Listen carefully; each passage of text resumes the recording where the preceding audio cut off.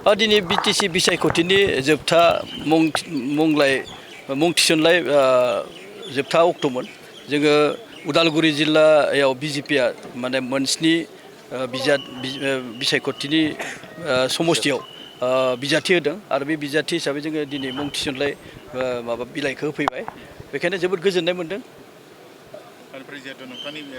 समस्तियाव जिहेतु दायो एक्जिस्टिं इएम दङ दावबायसाफोर माबायदि इउपिपिएलनि जि एक्जिस्टिं इएम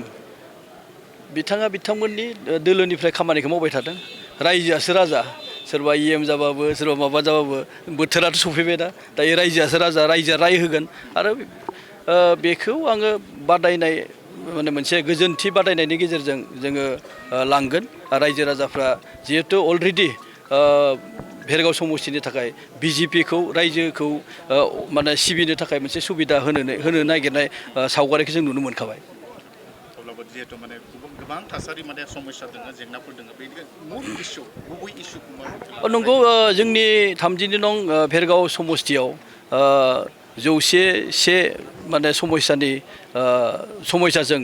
आवग्रिना जानाय मोनसे समस्ति बेखायनो बे समस्तियाव गोबां खामानि मावनो दोङो आरो बेजों लोगोसे जों मख'थारनांगोन जे दायो जिहेतु 2020 मायथाइनि 27 जानुवारियाव बिटिआर गोजोन गोरोबथा जादोंमोन बेहाय गोबां दफाफोरा जायाखै भेरगाव समस्तियावबो बे दफानिनो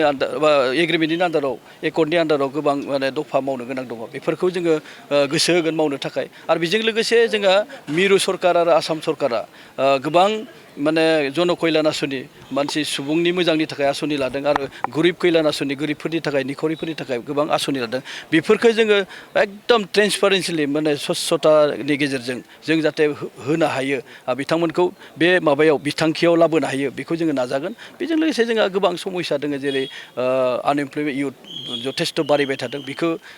गभर्नमेन्ट जबनिल' नङा माबोरै मेकानिजम खालामनानै इन्टारप्रेनिरशिप लाइनावबो लांनो हायो बिनि गेजेरजों जोंहा